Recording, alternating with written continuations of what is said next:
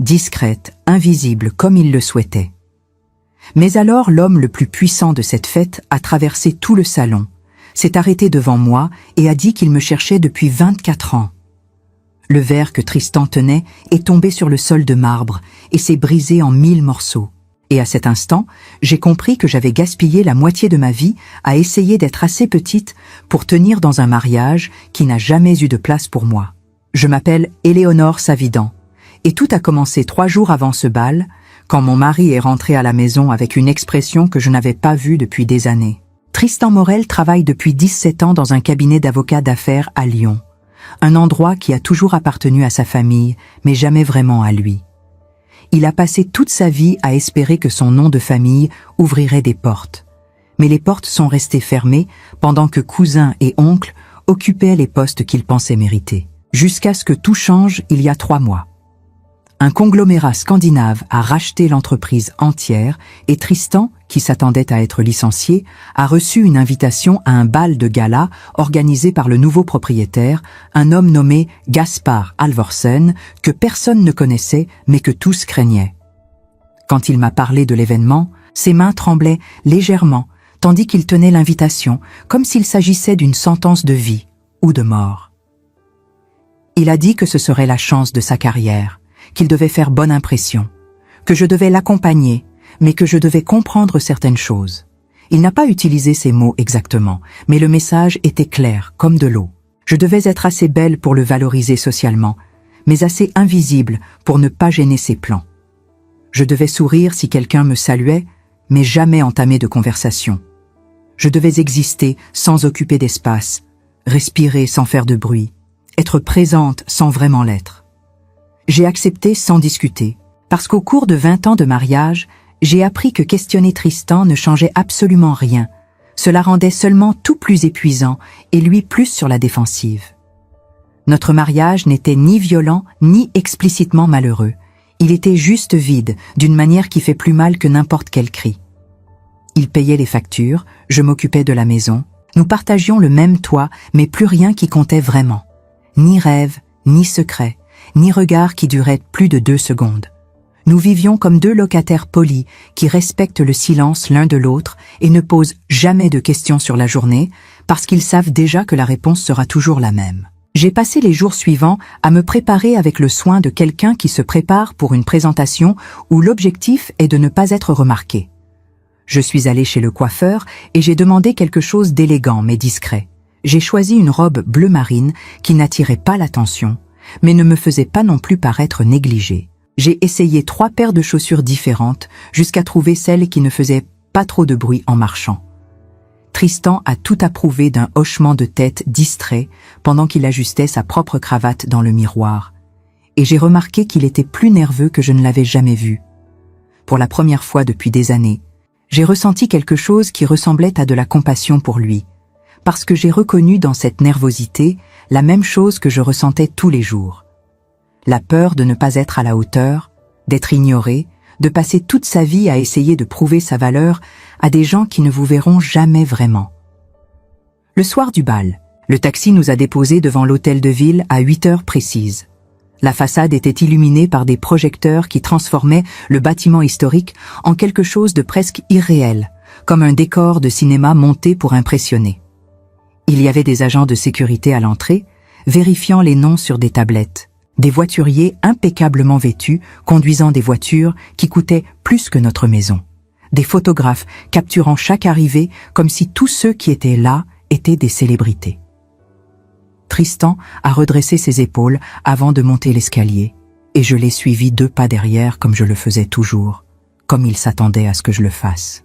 Quand nous sommes entrés dans le grand salon, j'ai senti mon estomac se serrer. Tout là-bas était conçu pour vous faire sentir petit. Le plafond avait au moins 10 mètres de hauteur, couvert de fresques du XVIIIe siècle représentant des scènes mythologiques dans des tons d'or et de bleu céleste. Des lustres de cristal pendaient comme des constellations capturées, chacun avec des centaines d'ampoules créant une lumière chaude et intimidante à la fois. Les murs étaient revêtus de marbre couleur crème avec des veines dorées, et il y avait d'énormes colonnes qui semblaient soutenir non seulement le plafond, mais le poids de siècles d'histoire. Les tables étaient recouvertes de nappes en lin blanc immaculé, avec des arrangements floraux qui devaient avoir coûté plus que ce que je dépensais en vêtements en un an entier. Des roses blanches et des hortensias bleues organisées avec une perfection presque agressive. Des serveurs circulaient avec des plateaux de champagne dans des flûtes en cristal qui brillaient sous la lumière des lustres. Et les gens conversaient en petits groupes avec ce type d'aisance qui vient du fait de grandir en sachant que vous appartenez à des endroits comme celui-ci. Les femmes portaient des robes de créateurs et des bijoux qui avaient probablement des noms propres. Les hommes portèrent des costumes sur mesure et des montres qui coûtaient plus que des voitures. Et tous se déplacèrent dans l'espace avec une confiance que je n'aurais jamais, peu importe combien de fois Tristan m'emmènerait à des événements comme celui-ci. Il m'a lâché le bras dès que nous avons franchi la porte principale, ses yeux scrutant déjà l'environnement à la recherche de visages importants, de personnes qui pourraient l'aider à gravir la hiérarchie de l'entreprise. Sans dire un mot, il s'est éloigné vers un groupe d'hommes qui conversaient près de l'une des énormes fenêtres donnant sur le Saône, et je suis restée là seule, tenant mon petit sac à main des deux mains comme s'il était une ancre.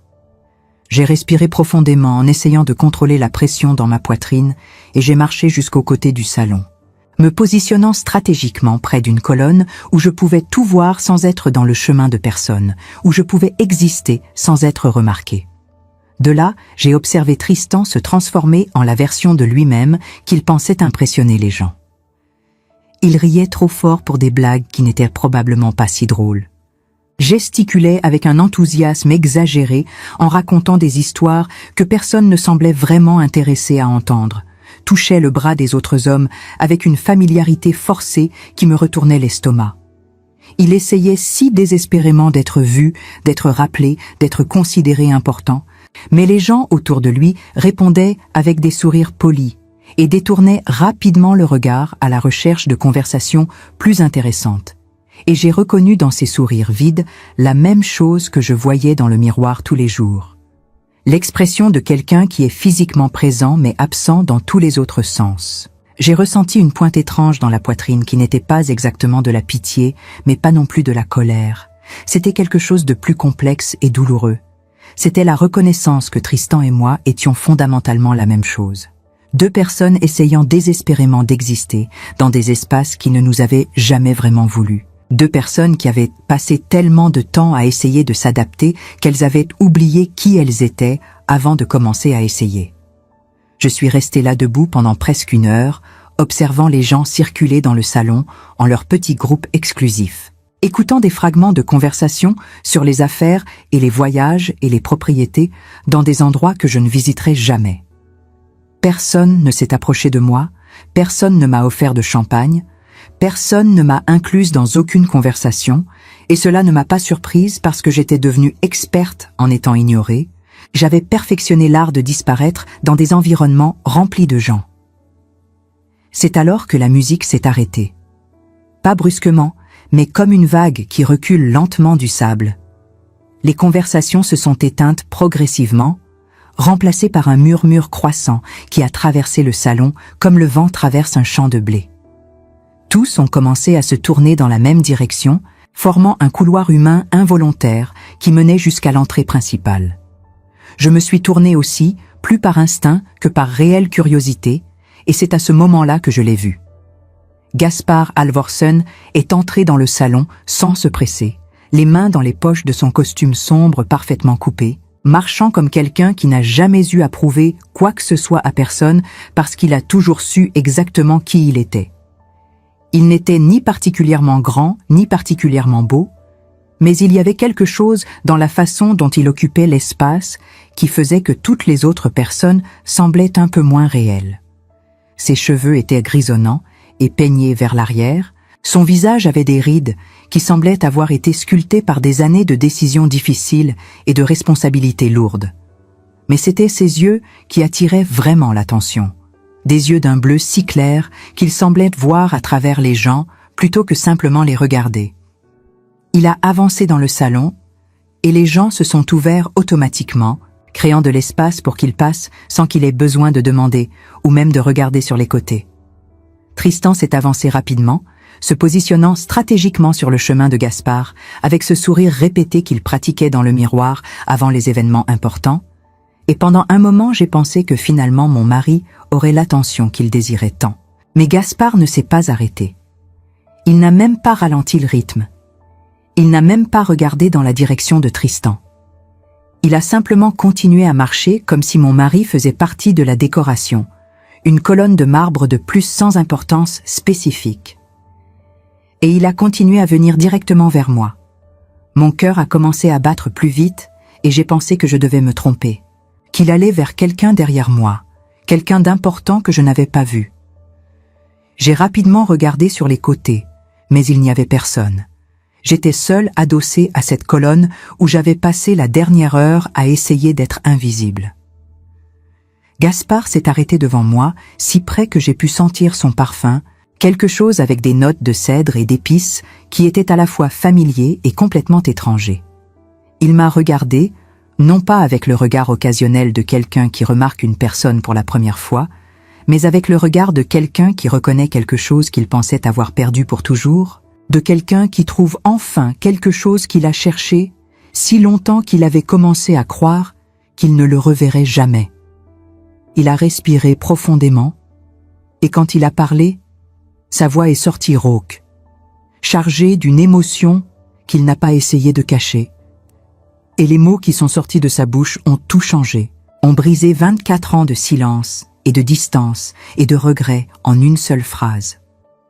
Il a dit qu'il me cherchait depuis 24 ans, qu'il avait pensé que j'avais disparu pour toujours.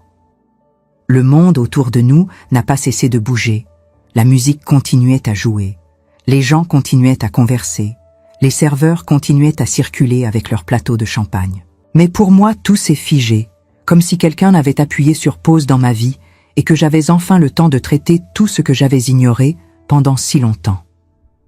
J'ai entendu le bruit du verre qui se brisait derrière moi, un bruit aigu et définitif qui a résonné sur le marbre du sol. Je n'ai pas eu besoin de me retourner pour savoir que c'était le verre de Tristan. Je n'ai pas eu besoin de voir son visage pour savoir exactement ce qu'il ressentait à ce moment-là. Parce que certaines chutes n'ont pas besoin de témoins.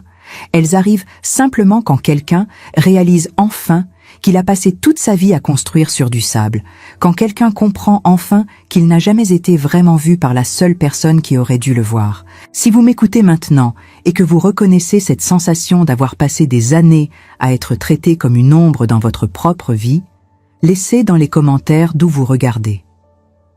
Parce que des histoires comme celle-ci doivent être partagées, doivent être témoignées, et peut-être que votre présence ici signifie que vous aussi êtes prête à arrêter de disparaître. Et si cette histoire touche votre cœur d'une manière ou d'une autre, pensez à vous abonner à la chaîne, parce qu'il y a encore beaucoup à raconter sur ce qui s'est passé cette nuit-là et dans les mois qui ont suivi.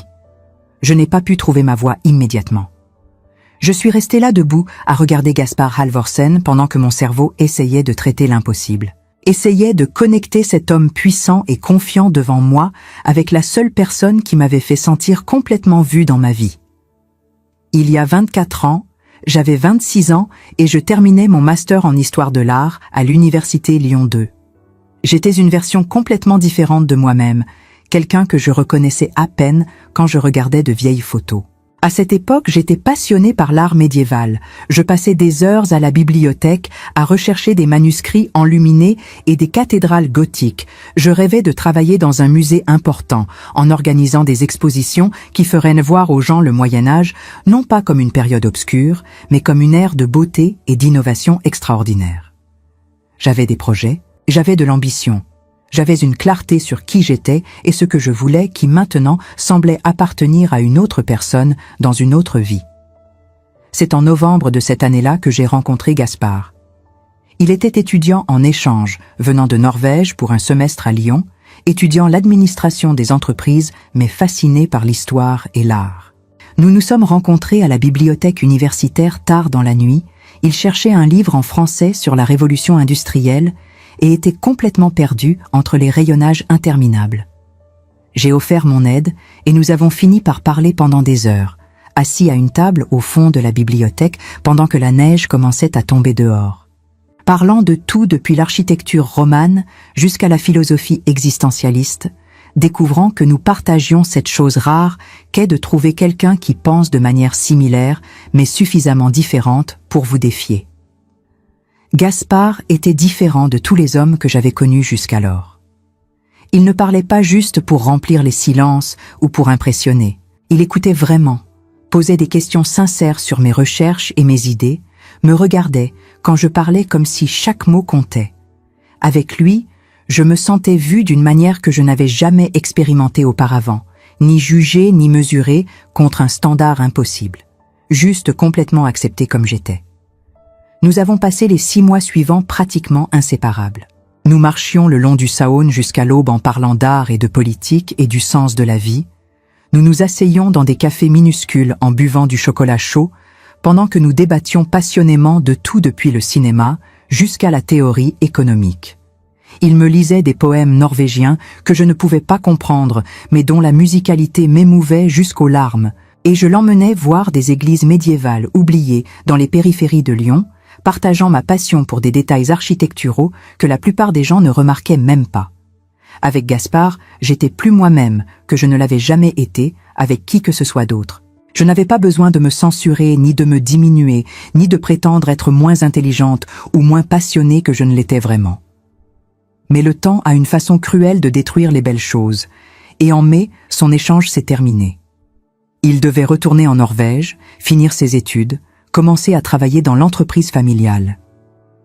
Nous avons longuement parlé de l'avenir. Assis dans son petit appartement d'étudiant, pendant que ses valises à moitié faites nous observaient comme des témoins silencieux de l'inévitable. Gaspard voulait que je vienne avec lui, disait que nous trouverions un moyen de faire fonctionner les choses, que je pourrais continuer mes recherches à Oslo, que l'amour était suffisant pour surmonter la géographie et la logistique. Et je l'ai cru, j'ai cru en nous. J'ai même commencé à faire des plans pratiques sur comment transférer mes crédits et trouver un directeur en Norvège. Puis ma mère a été diagnostiquée d'un cancer du pancréas en stade avancé, et tout s'est effondré. Les médecins ont dit qu'elle avait au maximum 6 mois, que le traitement serait seulement palliatif, que le mieux que nous pouvions faire était de la garder confortable et de profiter du temps qui restait. Mon père était mort 3 ans auparavant d'une crise cardiaque. J'étais fille unique, il n'y avait personne d'autre. Ma mère avait besoin de moi, et je ne pouvais pas simplement l'abandonner pour suivre mes rêves de l'autre côté de l'Europe. J'ai dit à Gaspard qu'il devait partir sans moi, que nous nous retrouverions dès que possible, que c'était juste temporaire. Il a pleuré, quelque chose que je ne l'avais jamais vu faire, m'a supplié de trouver une autre solution, n'importe quelle solution. Mais il n'y avait pas d'autre solution, et nous le savions tous les deux. Alors nous nous sommes dit au revoir à la gare avec des promesses que nous voulions croire, mais que nous soupçonnions tous les deux de ne pas pouvoir tenir. Ma mère n'est pas morte en 6 mois. Elle s'est battue pendant 9 mois entiers, 9 mois de traitements douloureux et de faux espoirs et de déclins graduels qui ont transformé la femme forte qui m'avait élevée en une ombre fragile d'elle-même. J'ai passé ces mois à m'occuper d'elle, à l'accompagner à des rendez-vous médicaux interminables, à tenir sa main pendant qu'elle vomissait les effets de la chimiothérapie, à parler avec elle de vieux souvenirs pour la distraire de la douleur présente. Quand elle est finalement morte un matin froid de février, j'ai senti comme si une partie de moi était morte avec elle, comme si les 9 mois passés à m'occuper d'elle avaient drainé non seulement mon énergie, mais aussi ma capacité de rêver. Gaspard m'a écrit pendant tout ce temps de longues lettres passionnées racontant sa vie en Norvège, faisant des plans pour quand nous pourrions enfin être à nouveau ensemble, m'envoyant des photos des fjords et des montagnes, en disant qu'il avait hâte de me montrer tout cela en personne. Il m'appelait chaque semaine, sa voix déformée par la mauvaise connexion, mais toujours capable de me faire sentir moins seule pendant quelques minutes. Il disait qu'il était prêt à revenir si j'en avais besoin, qu'il abandonnerait tout pour être avec moi, mais je disais toujours non, qu'il devait se concentrer sur sa carrière, que j'irais bien. Mais je n'allais pas bien.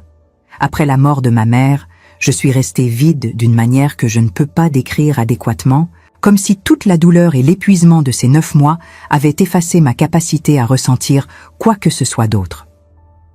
J'ai arrêté de répondre aux lettres de Gaspard avec la même fréquence, puis j'ai arrêté de répondre complètement. Quand il appelait, j'inventais des excuses pour raccourcir la conversation. Finalement, j'ai demandé qu'il arrête de me contacter. J'ai dit que j'avais besoin de temps, d'espace, de silence pour traiter ma perte. La vérité que je n'ai jamais admise à lui, que j'ai à peine admise à moi-même, c'est que j'avais peur. Peur d'être heureuse à nouveau parce que le bonheur semblait quelque chose de trop fragile pour lui faire confiance. Peur de déménager dans un autre pays et de construire une nouvelle vie parce que cela exigeait un courage que je ne sentais plus avoir. Peur d'aimer profondément, parce qu'aimer profondément signifiait éventuellement perdre profondément, et j'avais déjà trop perdu. Alors j'ai coupé les liens de la manière la plus lâche possible, disparaissant simplement progressivement jusqu'à ce que Gaspard finisse par arrêter d'essayer de me joindre. 3 ans plus tard, j'ai rencontré Tristan lors d'un événement de networking organisé par l'université. Il était avocat d'affaires, portait un costume bien coupé et une montre chère, parlait avec confiance de sa carrière dans le cabinet familial. Il était stable, prévisible, sûr de toutes les façons que Gaspard ne l'était pas.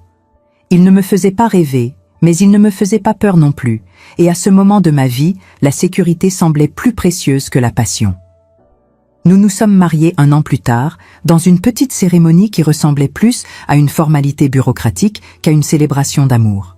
J'ai abandonné mes projets de terminer mon doctorat et de travailler dans des musées. J'ai accepté que cette version de moi-même était morte avec ma mère. Je me suis transformée en Madame Morel et j'ai passé les 20 années suivantes à vivre une vie qui n'était pas exactement malheureuse, mais qui n'était pas vraiment la mienne non plus. Et maintenant, Gaspard était devant moi après 24 ans, disant qu'il m'avait cherché, qu'il ne m'avait jamais oublié. Ma voix est enfin revenue, rauque et tremblante. Ma voix est revenue, rauque et tremblante, mais avant que je puisse prononcer un seul mot, j'ai entendu Tristan s'approcher par derrière. Sa respiration était saccadée. Je pouvais sentir la fureur et l'humiliation émaner de lui comme une chaleur toxique. Il s'est arrêté à côté de moi, ses poings serrés si fort que ses jointures étaient blanches, son visage rouge d'une colère qu'il essayait désespérément de contrôler devant son nouveau patron. Il a prononcé le nom de Gaspard avec une déférence forcée qui sonnait faux. S'est présenté comme avocat chez Morel & Associés, a dit que c'était un honneur de rencontrer enfin le propriétaire du conglomérat qui avait acheté l'entreprise. Mais Gaspard ne l'a même pas regardé. Ses yeux restaient fixés sur moi avec cette intensité qui me coupait le souffle, comme si personne d'autre n'existait dans ce salon rempli de centaines de personnes. Tristan a posé sa main sur mon bras, pas doucement, mais avec une pression qui voulait à la fois me réclamer et me contrôler. Il a dit d'une voix tendue que j'étais sa femme, qu'il ne comprenait pas de quoi Gaspard parlait, qu'il devait sûrement y avoir une erreur d'identité, parce que c'était impossible que nous nous connaissions. Gaspard a finalement tourné son regard vers Tristan, et ce regard ne contenait ni hostilité ni mépris, juste une absence totale d'intérêt, comme si mon mari était un détail insignifiant dans une conversation importante. Il a dit calmement qu'il n'y avait aucune erreur, que lui et moi nous connaissions depuis très longtemps, et que nous avions beaucoup de choses à nous dire. Le silence est tombé autour de nous comme une chape de plomb. Les conversations se sont arrêtées progressivement, alors que les gens réalisaient qu'ils assistaient à quelque chose d'extraordinaire, le genre de scène dont on parle pendant des années dans les dîners mondains. Je sentais les regards brûler ma peau. Je voyais du coin de l'œil les téléphones portables se lever discrètement pour capturer ce moment. Je savais que d'ici demain matin, tout Lyon saurait ce qui s'était passé ce soir au bal du nouveau propriétaire de Morel & Associés. Tristan tremblait maintenant, sa main serrant mon bras si fort que ça faisait mal, mais je ne protestais pas parce qu'une partie de moi comprenait que c'était la seule forme de contrôle qui lui restait dans une situation qui lui échappait complètement. Il a dit que nous devions partir, que c'était tard, que nous avions une longue journée demain. C'était pathétique et nous le savions tous les deux, cette excuse transparente pour fuir avant que son humiliation devienne encore plus complète. Mais quelque chose en moi avait changé. Quelque chose que j'avais enfoui pendant 24 ans venait de se réveiller, comme une plante dormante qui sent enfin la pluie après des années de sécheresse. Je me suis tournée vers Tristan et j'ai retiré mon bras de sa poigne, doucement mais fermement, et les mots sont sortis de ma bouche avant même que mon cerveau ait eu le temps de les censurer. J'ai dit qu'il devait rentrer à la maison seul, que j'avais besoin de parler avec Gaspard, que je reviendrais plus tard. Le visage de Tristan a traversé une dizaine d'expressions différentes en l'espace de quelques secondes. Incrédulité d'abord, comme s'il n'arrivait pas à croire ce qu'il venait d'entendre. Puis colère, une rage pure qui a fait gonfler les veines de son cou. Puis humiliation, la réalisation que sa femme venait de le rejeter publiquement devant son patron et tous ses collègues. Et finalement, une sorte de désespoir impuissant, la compréhension que malgré toutes ses protestations et toute sa fureur, il ne pouvait rien faire pour changer ce qui était en train de se passer. Il a ouvert la bouche pour protester, mais aucun son n'en est sorti. Il est resté là figé pendant ce qui a semblé être une éternité, mais n'était probablement que quelques secondes, puis il a tourné les talons brusquement et a traversé le salon à grandes enjambées, bousculant des gens sur son passage sans s'excuser, laissant derrière lui un sillage de murmures choqués et de regards embarrassés. La porte d'entrée a claqué si fort que même la musique n'a pas pu couvrir le bruit. Je me suis tournée vers Gaspard et pour la première fois depuis qu'il était apparu devant moi, j'ai vraiment regardé son visage, les rides autour de ses yeux, les cheveux gris qui avaient remplacé le blond doré dont je me souvenais, la maturité dans ses traits qui parlaient de décennies d'expérience que je n'avais pas partagées. Mais ses yeux étaient les mêmes, ce bleu impossible qui m'avait fait tomber amoureuse dans une bibliothèque universitaire il y a si longtemps. Ma voix est sortie à peine plus forte qu'un murmure, tremblante d'émotions que je ne savais même pas nommer, et j'ai posé la question qui brûlait dans ma gorge depuis qu'il avait prononcé ses premiers mots. J'ai demandé pourquoi il était là, pourquoi maintenant, après tant d'années de silence, comment il m'avait retrouvée alors que j'avais si soigneusement disparu. Gaspard a pris une longue inspiration, comme quelqu'un qui s'apprête à plonger dans une eau profonde dont il ne connaît pas la température. Il a regardé autour de nous, les centaines de personnes qui nous observaient encore avec une curiosité mal dissimulée, et il a fait quelque chose que je n'attendais pas. Il a tendu sa main vers moi, paume ouverte, pas comme un ordre mais comme une invitation, et quand j'ai hésité, il a dit doucement qu'on ne pouvait pas avoir cette conversation ici. Pas devant tous ces gens, pas dans ce lieu qui appartenait au spectacle et aux apparences. J'ai regardé sa main pendant un long moment, consciente que la prendre signifiait franchir un point de non-retour, que ce simple geste allait changer ma vie d'une façon que je ne pouvais même pas imaginer complètement. Puis j'ai pensé aux 20 dernières années, à tous les matins où je m'étais réveillée dans un lit que je partageais avec un étranger, à tous les soirs où j'avais fait semblant d'être intéressée par des conversations qui ne m'intéressaient pas, à toutes les versions de moi-même que j'avais tuées pour devenir quelqu'un d'acceptable pour un homme qui ne m'avait jamais vraiment vu. J'ai pris sa main. Gaspard m'a conduite hors du salon, sous les regards de centaines de personnes qui allaient transformer cette scène en ragot pendant des mois. Nous avons descendu les escaliers de l'hôtel de ville, traversé la place où une pluie fine avait commencé à tomber, créant des auréoles lumineuses autour des lampadaires. Sa voiture était garée à quelques rues de là, une berline noire élégante qui semblait absorber la lumière plutôt que la refléter. Il m'a ouvert la portière passager avec une courtoisie qui semblait venir d'une autre époque, et je suis montée sans poser de questions sur où nous allions. Il a démarré et conduit en silence à travers les rues de Lyon, naviguant le dédale de ruelles étroites et de boulevards larges avec la familiarité de quelqu'un qui avait étudié la géographie de cette ville comme on étudie un texte sacré. La pluie tombait plus fort maintenant, les essuie-glaces créant un rythme hypnotique, et je regardais les lumières de la ville défiler par la fenêtre en essayant de calmer les battements frénétiques de mon cœur. Nous avons fini par nous garer près du parc de la Tête d'Or, dans une petite rue bordée d'arbres dont les branches se balancèrent dans le vent comme des danseurs fantomatiques.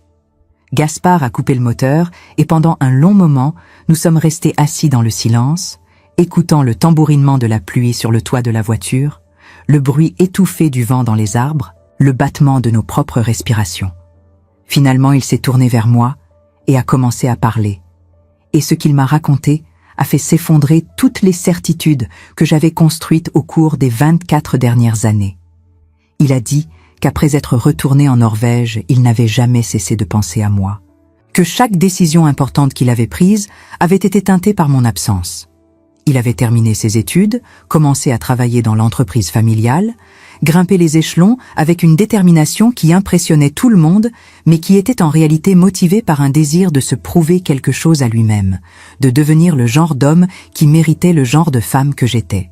Quand j'avais arrêté de répondre à ses lettres et à ses appels, il avait d'abord pensé que c'était temporaire, que je traversais le deuil de ma mère et que j'avais besoin d'espace, Mais les semaines étaient redevenues des mois, et les mois étaient redevenus des années, et éventuellement il avait dû accepter que peut-être j'avais simplement changé d'avis, que peut-être ce que nous avions partagé n'avait pas été aussi significatif pour moi que ça l'avait été pour lui. Il s'était marié 7 ans après notre séparation, une femme norvégienne qu'il avait rencontrée lors d'un événement professionnel, quelqu'un de gentil et d'intelligent, mais avec qui il n'avait jamais ressenti cette connexion profonde que nous avions partagée. Le mariage avait duré 3 ans, avant qu'ils réalisent tous les deux qu'ils essayaient de construire quelque chose sur des fondations inexistantes, qu'ils s'étaient mariés plus par logique que par amour, plus par peur de la solitude que par désir réel d'être ensemble. Après le divorce, Gaspard avait plongé encore plus profondément dans le travail, développant son entreprise familiale en un conglomérat qui opérait dans 12 pays différents. Il avait voyagé partout dans le monde, conclu des accords qui valaient des millions, été interviewé par des magazines économiques qui le présentaient comme un exemple de réussite scandinave. Mais malgré tout ce succès extérieur, quelque chose en lui restait fondamentalement insatisfait, comme si toutes ces réalisations n'étaient que des distractions élaborées pour ne pas affronter le fait que la personne qu'il voulait vraiment partager sa vie avait disparu sans laisser de traces. Puis, 3 mois auparavant, son équipe d'acquisition lui avait présenté une opportunité d'acheter un cabinet d'avocats français à Lyon. C'était une entreprise de taille moyenne, avec des clients solides, mais une gestion familiale dépassée. Exactement le genre d'acquisition que son conglomérat ciblait habituellement. Mais ce qui avait vraiment attiré son attention n'étaient pas les chiffres financiers ni les perspectives de croissance. C'était mon nom sur une liste d'employés, ou plutôt sur une liste de conjoints d'employés. Éléonore Savidan, mariée à Tristan Morel, avocat senior. Il avait vu ce nom et son cœur s'était arrêté parce que même après 24 ans, il n'avait jamais oublié comment il se prononçait, comment il sonnait dans sa bouche, comment il résumait tout ce qu'il avait perdu. Il avait fait des recherches, embauché des détectives privés pour confirmer que c'était bien moi. Obtenu des photos récentes qui montraient une femme de 50 ans qui ressemblait à la jeune femme qu'il avait connue, mais avec quelque chose d'éteint dans les yeux, quelque chose de résigné qui lui avait brisé le cœur. Et il avait décidé d'acheter l'entreprise entière, de payer bien au-dessus de sa valeur réelle, juste pour avoir une excuse de revenir à Lyon, juste pour avoir une chance de me revoir ne serait-ce qu'une fois. Le bal de ce soir avait été organisé spécifiquement dans ce but, pour créer une situation où nous nous retrouverions dans le même espace, où il pourrait me voir et peut-être comprendre pourquoi j'avais disparu, peut-être obtenir une forme de clôture qui lui permettrait enfin de passer à autre chose. Mais quand il m'avait vu ce soir, debout seul près de cette colonne avec une expression qui mélangeait tristesse et résignation, quelque chose en lui avait compris que je n'étais pas heureuse, que le choix que j'avais fait 24 ans auparavant n'avait pas mené au bonheur que j'avais espéré, et toutes ces intentions de simplement obtenir une clôture s'étaient évaporées. Parce qu'il réalisait maintenant qu'il ne m'avait jamais vraiment cherché pour comprendre pourquoi j'étais partie. Il m'avait cherché parce qu'il n'avait jamais cessé de m'aimer et ne cesserait jamais. Les larmes coulaient sur mon visage maintenant, chaudes et incontrôlables, et je ne faisais aucun effort pour les essuyer. Toutes ces années passées à me convaincre que j'avais fait le bon choix, que la sécurité était plus importante que la passion, que grandir signifiait accepter une vie tiède plutôt que risquer une vie intense, tout cela s'effondrait face à la réalité simple et dévastatrice que j'avais gaspillé 24 ans à fuir le seul homme qui m'avait jamais vraiment vu. Nous sommes restés assis dans cette voiture pendant des heures, regardant la pluie transformer les fenêtres en rivières floues, parlant de tout ce que nous avions vécu pendant ces 24 années de séparation, remplissant les blancs dans nos histoires respectives avec une urgence qui venait de comprendre combien de temps nous avions déjà perdu. Gaspard m'a raconté ses voyages en Asie, où il avait appris la patience en regardant des moines tibétains méditer pendant des jours. Ses années en Amérique du Sud, où il avait découvert que la réussite financière sonnait creux quand on n'avait personne avec qui partager les couchers de soleil sur le Pacifique, ses nuits, seul dans des hôtels 5 étoiles, à se demander pourquoi il continuait à construire un empire pour lequel il n'avait aucun héritier ni personne qui s'en souciait vraiment. Je lui ai raconté mes années avec Tristan, non pas avec amertume, mais avec une sorte de détachement clinique, comme si je parlais de la vie de quelqu'un d'autre. Les premières années où j'avais encore essayé de maintenir une apparence de connexion, organisant des dîners avec ses collègues et leurs épouses parfaitement mises qui parlaient de rénovation de cuisine et de vacances aux Maldives, avec un enthousiasme que je ne pouvais pas feindre de façon convaincante.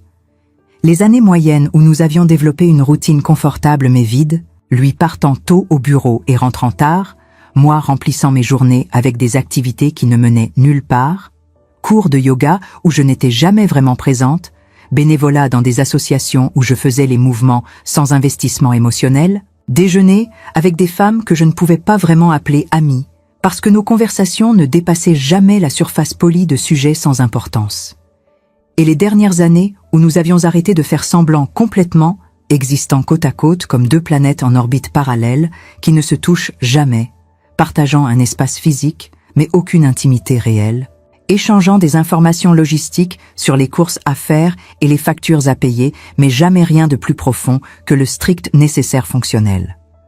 Je lui ai dit que je ne pouvais pas blâmer Tristan entièrement pour l'échec de notre mariage, parce que j'y étais entrée déjà brisée, déjà résignée, cherchant non pas l'amour mais un refuge contre l'amour. Un endroit où je pouvais me cacher de l'intensité des sentiments que Gaspard avait réveillés en moi et que je n'avais pas eu le courage de suivre. Quand l'aube a commencé à éclaircir le ciel au-dessus de Lyon, transformant les nuages noirs en traînées grises, puis roses, puis dorées, Gaspard m'a dit quelque chose qui a changé la façon dont je voyais toutes ces années perdues. Il a dit que peut-être ces 24 ans n'avaient pas été perdus, mais nécessaires. Que peut-être nous avions tous les deux eu besoin de vivre d'autres vies, de faire d'autres erreurs, de devenir d'autres versions de nous-mêmes, avant de pouvoir vraiment apprécier ce que nous avions ensemble. Que peut-être le timing catastrophique de notre séparation originale faisait partie d'une logique plus large que nous ne pouvions pas voir à l'époque. Je ne sais pas si je croyais vraiment à cette philosophie du destin et du timing parfait. Mais il y avait quelque chose de réconfortant dans l'idée que toute cette souffrance n'avait pas été complètement vaine, qu'elle avait servi à quelque chose, même si ce quelque chose était juste de nous faire apprécier ce moment présent avec une profondeur qu'on ne peut atteindre qu'après avoir connu l'absence. Gaspard m'a raccompagné chez moi alors que le soleil montait au-dessus des toits de Lyon, inondant les rues étroites d'une lumière dorée qui faisait briller les pavés encore mouillés de pluie. Il s'est garé devant la maison que je partageais avec Tristan. Une maison de ville dans un quartier respectable avec une façade en pierre blonde et des volets bleu foncé. Le genre de maison qui devrait signifier sécurité et stabilité, mais qui pour moi ne signifiait rien d'autre qu'une prison élégante que j'avais moi-même construite. Avant que je descende de la voiture, Gaspard a posé doucement sa main sur la mienne et m'a regardé avec une intensité qui m'a fait comprendre qu'il était sur le point de dire quelque chose d'important. Il a dit qu'il ne s'attendait à rien de moi, qu'il n'était pas venu à Lyon pour détruire ma vie ou pour me forcer à faire des choix impossibles, qu'il voulait juste que je sache qu'il ne m'avait jamais oublié et ne m'oublierait jamais. Mais il a aussi dit que si jamais je décidais que je voulais quelque chose de différent de la vie que j'avais maintenant, il serait là, où que je sois, quoi que je décide, pour aussi longtemps que j'aurais besoin de lui. Je suis sortie de la voiture en tremblant, non pas de froid, mais d'une sorte d'anticipation terrifiée face à ce qui allait inévitablement se passer maintenant. J'ai marché jusqu'à la porte d'entrée avec des jambes qui semblaient appartenir à quelqu'un d'autre, inséré ma clé dans la serrure avec des mains qui tremblaient tellement que ça m'a pris 3 essais, pousser la porte et trouver Tristan exactement où je savais qu'il serait. Il était assis dans le salon, toujours habillé dans son costume froissé de la veille, ses cheveux en désordre, ses yeux rouges d'une nuit sans sommeil et probablement de larmes qu'il n'admettrait jamais avoir versées. Sur la table basse devant lui, il y avait une bouteille de whisky à moitié vide et un verre, et l'odeur d'alcool flottait dans l'air comme un reproche silencieux. Quand il m'a vu, quelque chose dans son visage s'est durci, passant de la vulnérabilité d'un homme brisé à la fureur d'un homme humilié. Sa voix est sortie froide et dure comme de la glace quand il m'a demandé où j'avais été toute la nuit, même si nous savions tous les deux qu'il connaissait déjà la réponse. J'ai dit simplement que j'avais été avec Gaspard, que nous avions parlé, que nous avions rattrapé 24 ans en quelques heures. Tristan s'est levé si brusquement que son verre est tombé de la table et s'est renversé sur le tapis blanc cassé que nous avions acheté ensemble il y a 10 ans, créant une tache sombre qui allait être impossible à enlever, un peu comme ce qui était en train de se passer entre nous. Il a crié que je l'avais humilié devant tout le monde, devant son patron, devant ses collègues, devant toutes les personnes avec qui il devait travailler maintenant, que comment est-ce que je pensais qu'il allait pouvoir retourner au bureau après ce que j'avais fait, que est-ce que les gens allaient dire quand ils apprendraient que sa femme l'avait quitté au milieu d'un bal pour partir avec le propriétaire de l'entreprise. J'ai écouté sa tirade sans l'interrompre, le laissant déverser toute sa colère et son humiliation et sa douleur. Et quand il a finalement manqué de mots et s'est arrêté haletant au milieu du salon, j'ai dit quelque chose que je pensais depuis des années, mais que je n'avais jamais eu le courage de verbaliser. J'ai dit que je comprenais qu'il se sentait humilié, mais que ce n'était pas vraiment à propos d'hier soir, que son humiliation venait du fait qu'il réalisait maintenant ce que j'avais réalisé il y a longtemps, que notre mariage n'était pas un partenariat réel, mais une performance pour un public qui ne se souciait même pas vraiment de nous, que nous avions passé 20 ans à jouer des rôles dans une pièce que personne ne regardait vraiment. Le visage de Tristan est passé du rouge de la colère au blanc de quelque chose qui ressemblait à du choc, ou peut-être à une compréhension qui commençait lentement à percer à travers toutes ses défenses. Il a reculé d'un pas, comme si mes mots l'avaient physiquement frappé, et a demandé d'une voix que je ne lui avais jamais entendue, petite et vulnérable, et complètement dépouillée de sa bravade habituelle, si je l'avais jamais aimé. C'était une question à laquelle je ne pouvais pas répondre honnêtement, sans être cruel. Mais je lui devais au moins l'honnêteté après 20 ans de mensonges polis et de demi-vérités confortables. J'ai dit que je pensais l'avoir aimé à ma façon, que j'avais certainement essayé de l'aimer, mais que j'avais probablement épousé l'idée de lui plus que lui vraiment, l'idée de sécurité et de prévisibilité, et de n'avoir plus jamais à risquer d'être blessé par une vraie connexion émotionnelle. Tristan s'est effondré dans le canapé comme si toute l'énergie venait de quitter son corps d'un coup. Il a mis sa tête dans ses mains, et pour un long moment, le seul son dans la pièce était sa respiration laborieuse, et le tic-tac de l'horloge ancienne sur le manteau de la cheminée qui marquait les secondes de notre mariage en train de mourir. Finalement, il a relevé la tête et m'a regardé avec des yeux qui contenaient quelque chose que je n'avais jamais vu chez lui auparavant, quelque chose qui ressemblait à de la clarté douloureuse. Il a dit qu'il avait toujours su au fond de lui que je n'étais pas vraiment présente dans notre mariage, mais qu'il avait choisi de l'ignorer parce que c'était plus facile que d'affronter la réalité, que peut-être lui aussi avait épousé l'idée de moi plus que moi vraiment, l'idée d'avoir une femme appropriée qui faisait les bonnes choses et disait les bonnes choses et ne causait pas de problème. Nous sommes restés assis là pendant ce qui a semblé être des heures, deux étrangers qui avaient partagé un lit pendant 20 ans, ayant finalement une conversation honnête pour la première fois. Et d'une certaine façon tordue, c'était le moment le plus intime que nous avions partagé dans tout notre mariage. Cette admission mutuelle, que nous nous étions tous les deux trompés nous-mêmes et l'un l'autre, que nous avions construit une vie sur des fondations de peur plutôt que d'amour. Quand le soleil était haut dans le ciel et que les bruits de la ville éveillée filtraient à travers les fenêtres fermées, j'ai dit à Tristan que j'allais partir, que j'allais emballer mes affaires et trouver un appartement, que nous pouvions commencer les démarches de divorce aussi vite ou aussi lentement qu'il voulait, mais que je ne pouvais plus continuer à vivre ce mensonge. Il n'a pas protesté, n'a pas supplié, n'a même pas semblé surpris. Il a juste hoché la tête lentement et demandé si c'était pour être avec Gaspard, et j'ai répondu honnêtement que je ne savais pas, que peut-être oui et peut-être non, mais que mon départ n'était pas vraiment à propos de Gaspard. C'était à propos de moi, et du fait que je ne pouvais plus continuer à être une version réduite de moi-même juste pour maintenir une paix superficielle dans une maison qui n'avait jamais vraiment été un foyer.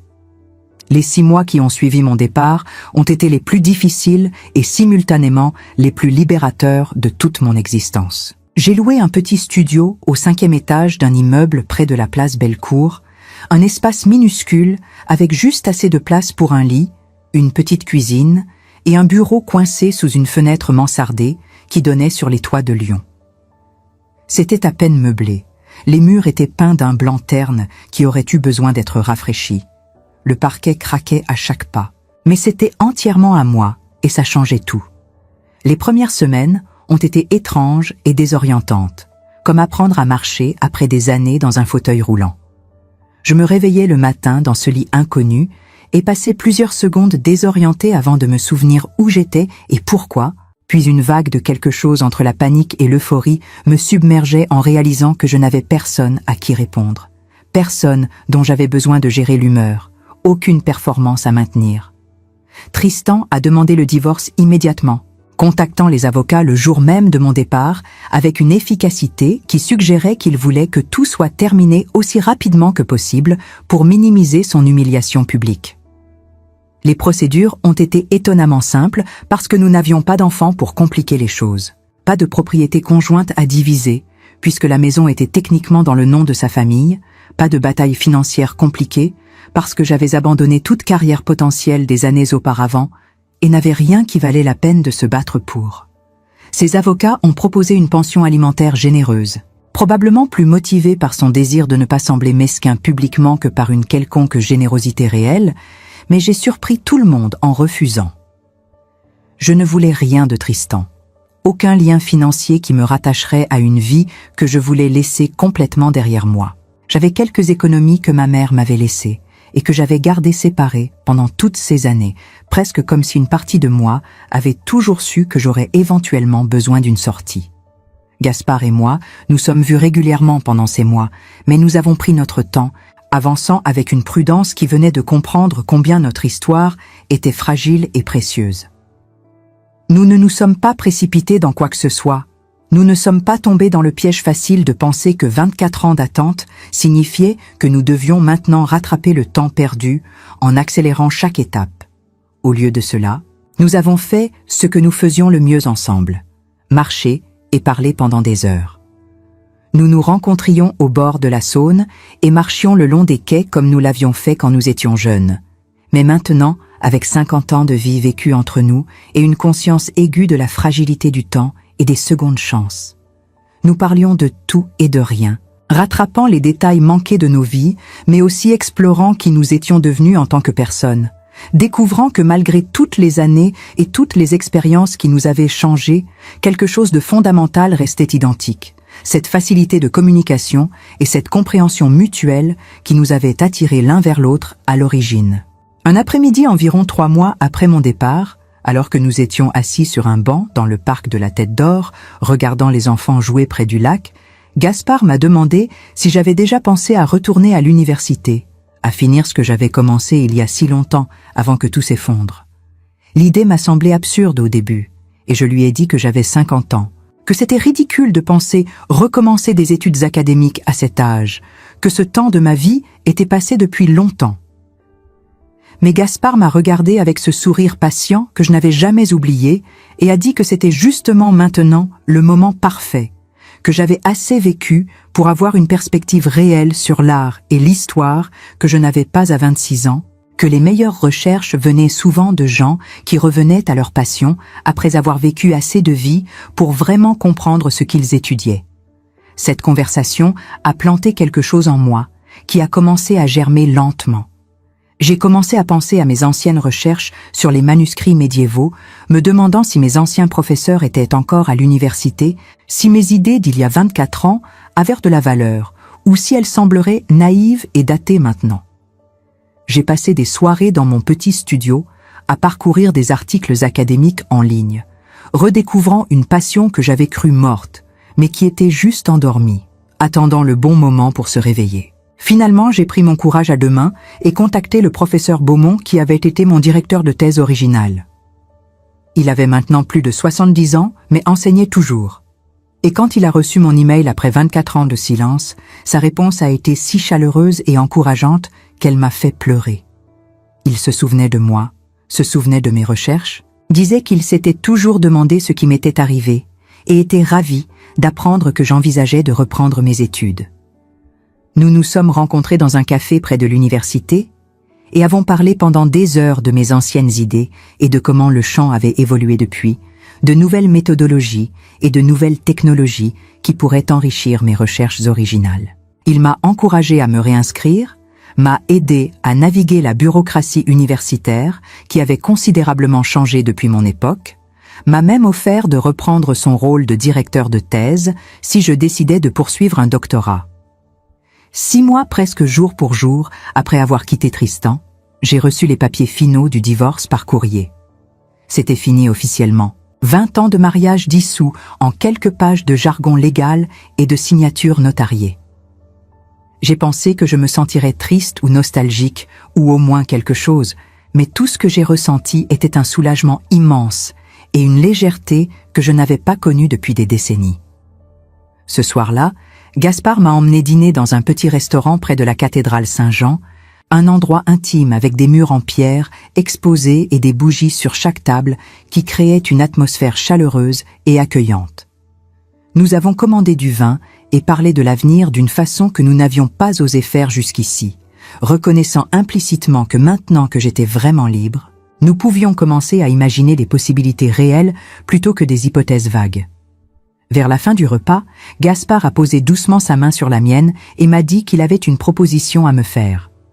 Mon cœur s'est accéléré parce que je ne savais pas à quoi m'attendre, si c'était trop tôt ou pas assez tôt, ou exactement le bon moment pour des questions de ce genre. Il a dit qu'il voulait que je vienne vivre avec lui en Norvège, pas nécessairement pour toujours, mais au moins pour un temps, pour voir si c'était ce que nous voulions vraiment, pour découvrir qui nous étions ensemble maintenant, après tout ce temps et toutes ces expériences qui nous avaient changés. Il a dit qu'il avait une maison au bord d'un fjord près d'Oslo, que c'était paisible et beau, et qu'il pensait que j'aimerais, que je pourrais continuer mes recherches à distance avec la technologie moderne, que nous pourrions simplement être ensemble, sans la pression de Lyon et de tous les gens qui nous connaissaient et nous jugeaient. Ma première réaction a été la peur, cette vieille peur familière de prendre des risques et de faire des changements radicaux et de potentiellement tout perdre à nouveau.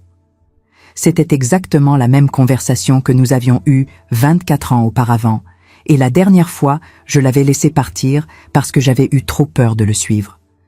Mais alors je me suis regardée vraiment, cette femme de 50 ans assise dans un restaurant romantique avec l'homme qu'elle n'avait jamais cessé d'aimer, et j'ai réalisé que je n'étais plus cette fille terrifiée de 26 ans qui venait de perdre sa mère. J'avais vécu une vie entière depuis, fait d'énormes erreurs et survécu à des années de médiocrité silencieuse, et maintenant, j'avais une seconde chance que la plupart des gens ne reçoivent jamais. J'ai regardé Gaspard dans les yeux et j'ai dit oui. Nous avons quitté Lyon 3 mois plus tard, le temps que je termine les formalités de ma réinscription universitaire et arrange tout pour pouvoir continuer mes recherches à distance. J'ai emballé mes quelques possessions du studio dans des cartons, fait mes adieux au professeur Beaumont en promettant de rester en contact régulier, et monté dans un avion pour Oslo avec une seule valise et un cœur plus léger que je ne l'avais senti depuis des décennies. La maison de Gaspard était tout ce qu'il avait promis, et plus encore, une structure en bois traditionnelle norvégienne perchée sur une colline surplombant un fjord d'un bleu impossible, entourée de forêts de pins et de montagnes qui semblaient toucher le ciel. C'était isolé, mais pas oppressivement, assez proche d'Oslo pour ne pas être coupé du monde, mais assez loin pour ressentir une vraie paix et tranquillité. Les premiers mois en Norvège ont été une période d'ajustement étrange et merveilleux. J'apprenais une nouvelle langue, m'habituais à des jours qui duraient à peine quelques heures en hiver et presque 24 heures en été, découvrais une culture qui valorisait le silence et l'espace personnel d'une façon très différente de l'intensité sociale française. Mais plus important encore, j'apprenais à vivre avec Gaspard non pas comme l'idée romantique que j'avais portée pendant 24 ans, mais comme un être humain réel avec des habitudes et des humeurs et des imperfections. Et découvrir qui il était vraiment, toutes les couches derrière le souvenir idéalisé, ne m'a pas déçu, mais m'a fait l'aimer encore plus profondément parce que c'était un amour basé sur la réalité plutôt que sur la nostalgie. Nous avons établi une routine simple qui tournait autour du travail et de la nature et du temps passé ensemble. Le matin, je travaillais sur mes recherches dans un petit bureau qu'il avait aménagé pour moi avec vue sur le fjord, reprenant contact avec mes anciennes idées et découvrant avec surprise qu'elles avaient encore de la valeur, que mon travail inachevé d'il y a 24 ans contenait des insights que d'autres chercheurs n'avaient pas encore explorés complètement. L'après-midi, nous marchions dans les forêts environnantes ou le long des rives du fjord, observant les changements subtils des saisons dans ce paysage nordique qui semblait simultanément dur et incroyablement beau. Le soir, nous cuisinions ensemble, des plats norvégiens qu'il m'apprenait à préparer et des plats français que je lui enseignais, créant nos propres traditions culinaires qui mélangeaient nos deux cultures. Et la nuit, nous parlions pendant des heures avant de dormir, rattrapant non seulement 24 ans de séparation, mais toute une vie de pensée et d'expériences que nous voulions partager. Parfois nous parlions de choses profondes, de philosophie et de mort et du sens de tout ça. Et parfois nous parlions de bêtises complètes, riant comme des enfants de blagues privées que personne d'autre ne trouverait drôles. Un matin d'été norvégien, alors que le soleil brillait à 3 heures du matin, parce que nous étions si au nord que les nuits blanches duraient des semaines, je me suis réveillée avant Gaspard et suis sortie sur la terrasse avec une tasse de café. Le fjord était complètement immobile, réfléchissant les montagnes et le ciel comme un miroir parfait. Et l'air était si pur qu'on pouvait voir chaque détail des pics lointains avec une clarté hallucinante. J'étais là debout dans mon peignoir, pieds nus sur le bois de la terrasse encore frais de la nuit, et j'ai réalisé quelque chose qui m'a fait pleurer. J'ai réalisé que j'avais passé 20 ans à me faire petite, à rétrécir qui j'étais pour occuper moins d'espace dans un mariage qui n'avait jamais vraiment eu de place pour moi. Et maintenant j'étais ici dans ce lieu vaste et ouvert où je pouvais respirer aussi profondément que je voulais, et crier aussi fort que je voulais, et être aussi grande que j'avais toujours été censée être. Et personne ne me dirait que j'en faisais trop, ou que j'étais embarrassante, ou que je devais me calmer. Gaspard est sorti quelques minutes plus tard, m'a trouvé là debout en train de pleurer face au fjord, et m'a simplement prise dans ses bras, sans poser de questions parce qu'il comprenait que certaines larmes n'ont pas besoin d'explication, qu'elles sont juste la façon dont le corps libère des décennies de douleurs compressées. 3 ans ont passé depuis cette nuit au bal à Lyon, où tout a changé. 3 ans depuis que Gaspard a traversé ce salon et m'a dit qu'il m'avait cherché pendant 24 ans. Je vis toujours en Norvège dans la maison au bord du fjord, et je n'ai pas envie de partir. J'ai terminé ma thèse de doctorat l'année dernière, une recherche sur les manuscrits enluminés du XIVe siècle qui a été bien reçue dans les cercles académiques et qui sera bientôt publiée comme livre. Je travaille maintenant comme consultante pour un petit musée à Bergen, organisant des expositions exactement comme je rêvais de faire quand j'avais 26 ans. Gaspard et moi ne sommes pas mariés et n'avons aucune intention de l'être, ayant tous les deux appris que les papiers officiels ne signifient pas grand-chose comparé à la réalité quotidienne de choisir activement d'être avec quelqu'un. Mais nous sommes engagés l'un envers l'autre d'une façon plus profonde que n'importe quel mariage que j'ai connu. Un engagement qui vient de savoir exactement ce que nous avons et combien il serait facile de le perdre à nouveau. Parfois je repense à cette femme que j'étais pendant ces 20 ans avec Tristan. Cette version de moi qui se faisait petite et qui obéissait et qui disparaissait pour ne gêner personne. Et je me demande ce qu'elle penserait de moi maintenant, de cette femme de 53 ans qui vit dans un pays étranger, qui a repris ses études académiques, qui partage sa vie avec un homme qu'elle a aimé et perdu et retrouvé après presque un quart de siècle. Je pense qu'elle serait fière, ou peut-être qu'elle serait terrifiée, ou peut-être les deux simultanément. Parce que j'ai appris quelque chose de fondamental au cours de ces 3 dernières années. Quelque chose que je souhaite pouvoir revenir en arrière et dire à ma jeune version de 26 ans qui avait si peur de tout risquer. J'ai appris qu'il n'est jamais trop tard pour revenir à qui vous étiez vraiment, avant que la vie et la peur et les compromis vous transforment en quelqu'un que vous ne reconnaissez plus. Qu'il n'est jamais trop tard pour choisir le bonheur, même si ce choix signifie détruire complètement la vie que vous avez si soigneusement construite. Et surtout, que vous ne devriez jamais vous faire petite pour quelqu'un qui est incapable ou refuse de voir votre lumière. Gaspard m'a dit quelque chose l'autre jour qui a résonné si profondément que je ne pense pas que je l'oublierai jamais. Nous étions assis sur notre terrasse, regardant le coucher de soleil transformer le fjord en or liquide. Et il a dit que j'avais toujours brillé, même quand je croyais être invisible, Même pendant toutes ces années où je pensais avoir éteint ma propre lumière pour accommoder quelqu'un d'autre. Il a dit que cette lumière était toujours là, juste temporairement cachée sous des couches de peur et de résignation, attendant le bon moment pour briller à nouveau. Et maintenant je le crois. Maintenant je peux regarder dans le miroir et voir cette lumière, reconnaître cette femme qui me regarde comme quelqu'un que je connais vraiment, quelqu'un que j'aime vraiment. Parfois les secondes chances arrivent quand on s'y attend le moins. Parfois l'amour qu'on pensait avoir perdu pour toujours trouve un moyen de revenir. Et parfois il faut passer par 24 ans d'erreurs et de leçons difficiles avant d'être vraiment prête pour le bonheur qu'on a refusé la première fois. Je ne regrette pas ces 24 ans, même les 20 que j'ai passés dans un mariage vide. Parce que sans ces années, sans cette douleur et cette perte et cette lente mort de soi, je n'aurais pas la profondeur d'appréciation que j'ai maintenant pour chaque matin où je me réveille à côté de Gaspard, pour chaque promenade que nous faisons dans les forêts norvégiennes, pour chaque conversation qui s'étend jusqu'aux petites heures du matin. Le bonheur vaut toujours la peine d'attendre, même si l'attente dure presque toute une vie. Et vous, auriez-vous eu ce courage? Le courage de regarder en face une vie entière construite sur la sécurité plutôt que sur l'amour, et de tout laisser tomber pour une seconde chance que la plupart d'entre nous n'osent même pas imaginer? Je vous pose cette question non pas pour vous juger, mais parce que je sais que beaucoup d'entre vous, en m'écoutant aujourd'hui, ont peut-être reconnu quelque chose de votre propre histoire dans la mienne. Peut-être avez-vous aussi choisi la stabilité quand votre cœur criait autre chose. Peut-être avez-vous aussi laissé partir quelqu'un qui vous voyait vraiment, parce que le risque semblait trop grand, parce que les responsabilités pesaient trop lourd, parce que la vie vous a appris que rêver fait mal quand les rêves se brisent. Ou peut-être êtes-vous de celles qui ont pris le risque et qui le regrettent, ou de celles qui ne l'ont jamais pris et qui se demandent encore, des décennies plus tard, ce qui aurait pu être. Peut-être vivez-vous encore dans ce silence que je connais si bien, ce silence où l'on se fait petite pour ne déranger personne, où l'on étouffe sa propre lumière pour que quelqu'un d'autre puisse briller, ou simplement pour maintenir une paix qui n'en est pas vraiment une. J'aimerais savoir ce que vous ressentez en ce moment.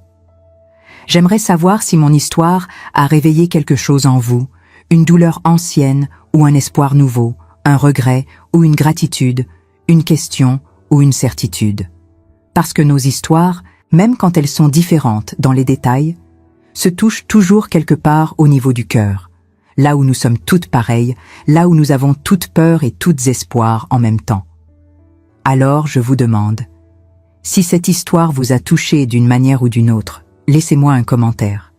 Dites-moi d'où vous m'écoutez en ce moment, depuis quelle ville, quel pays, quel coin du monde. Dites-moi si vous auriez fait le même choix que moi, ou si vous auriez choisi différemment. Dites-moi si vous avez déjà vécu quelque chose de similaire, ou si vous vivez encore dans cette attente silencieuse de quelque chose qui pourrait changer tout. Il n'y a pas de bonne ou de mauvaise réponse. Il n'y a que nos vérités, fragiles et précieuses, qui méritent d'être partagées, parce que c'est en les partageant que nous réalisons que nous ne sommes pas seuls, que ce que nous avons ressenti dans le silence de nos chambres, d'autres l'ont ressenti aussi, que cette solitude qui nous semblait si unique est en fait universelle. Vos mots dans les commentaires deviennent une forme de témoignage, une façon de dire à d'autres femmes qui passent peut-être par la même chose en ce moment. Je te vois, je te comprends, tu n'es pas folle de ressentir ce que tu ressens, tu n'es pas égoïste de vouloir plus que ce que tu as accepté par peur ou par devoir. Chaque commentaire que vous laissez est un petit acte de courage, une petite rébellion contre le silence qu'on nous a toutes appris à maintenir. Et si vous avez aimé cette histoire, si elle a résonné quelque chose de vrai en vous, pensez à vous abonner à cette chaîne. Parce qu'il y aura d'autres histoires comme celle-ci, d'autres femmes qui ont choisi de ne plus disparaître, d'autres vies qui se sont transformées quand quelqu'un a finalement eu le courage de dire non à ce qui ne convenait plus et oui à ce qui faisait battre le cœur plus fort. En vous abonnant, vous ne faites pas que suivre une chaîne. Vous rejoignez une communauté de femmes qui comprennent que la vie ne s'arrête pas à 50 ans, à 60 ans, à 70 ans, que nous pouvons encore choisir, encore changer, encore devenir qui nous aurions dû être avant que la peur nous convainque d'être quelqu'un d'autre. Vous rejoignez un espace où nos histoires comptent, où nos voix sont entendues, où personne ne nous dit que nous sommes trop vieilles, trop tard, trop quoi que ce soit pour mériter le bonheur. Alors laissez votre trace ici. Dites-moi ce que vous pensez. Dites-moi ce que vous ressentez. Dites-moi d'où vous m'écoutez et si cette histoire a changé quelque chose en vous, même quelque chose de minuscule, même juste une question que vous n'aviez pas avant. Parce que c'est comme ça que nous changeons le monde, une histoire à la fois, une femme à la fois, un courage partagé à la fois. Merci d'avoir écouté mon histoire. Merci d'être là. Merci d'exister exactement comme vous êtes. Et n'oubliez jamais, il n'est jamais trop tard pour revenir à vous-même.